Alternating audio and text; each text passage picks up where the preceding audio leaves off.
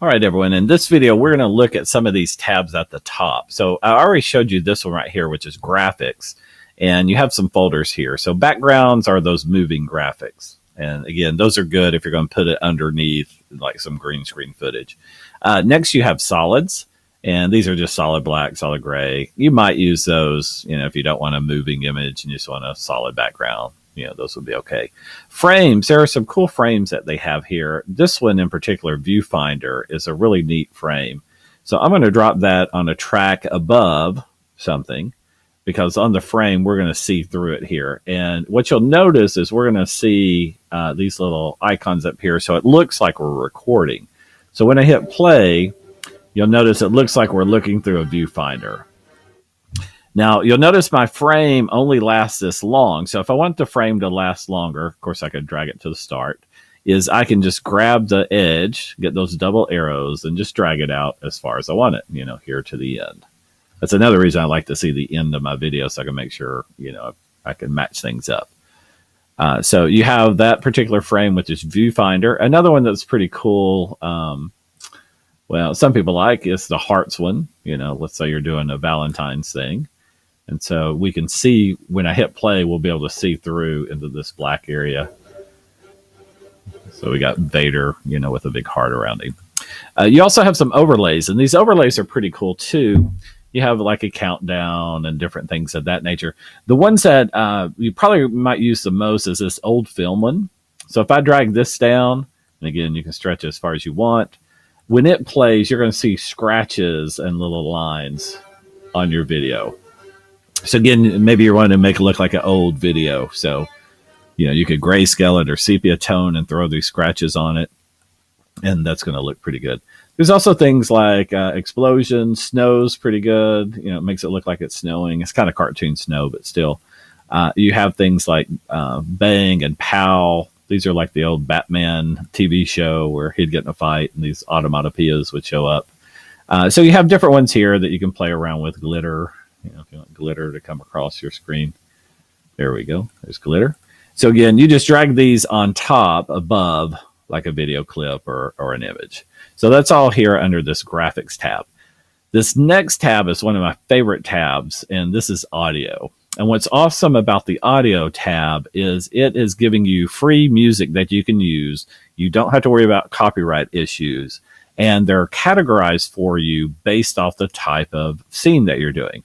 So if I'm doing an action scene, I'm going to turn my volume up a little here.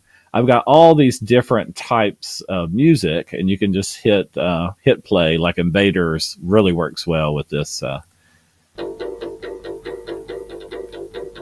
that'd be something that really goes well with this scene. So for instance, I can drag Invaders down to the audio track and let it go. Now, one thing to bear in mind, if I play it right now, I'm going to have the music from the video clip playing as well as this Invaders clip. So if you don't want that to happen, you can click on your clip, click on your pencil tool, go to the audio tab, volume tab, and mute it. Now, bear in mind, all I've done is I've muted this particular clip. So the video music is going to come back here. So I would want to go in and mute that and go in and mute that as well. But let me just show you how this works here. So you'll notice when I play it, it's going to have a different sound to it.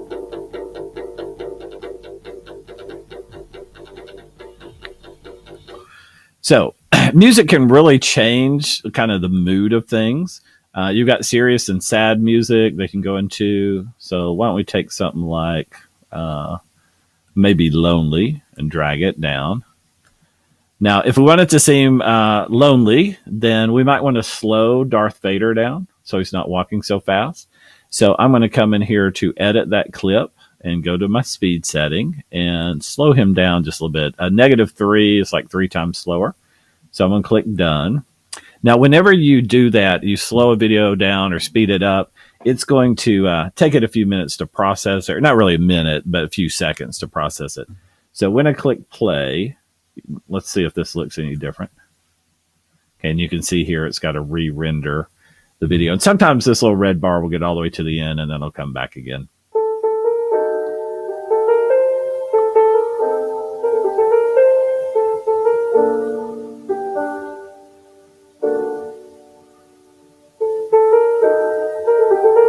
So now it seems like we have a really sad Darth Vader. Okay. And all we did was just simply change the music and then we just slowed it down. You also have, there's another great one in here I like called, if I can find it, it's called Horror Cabinet. And I'm pretty sure it's in the Serious Sad Worried, but I'm not seeing it right offhand. Oh, here we go. Horror Cabinet. So let me drag that one down and notice again, just by changing the music, we totally changed the mood of the clip.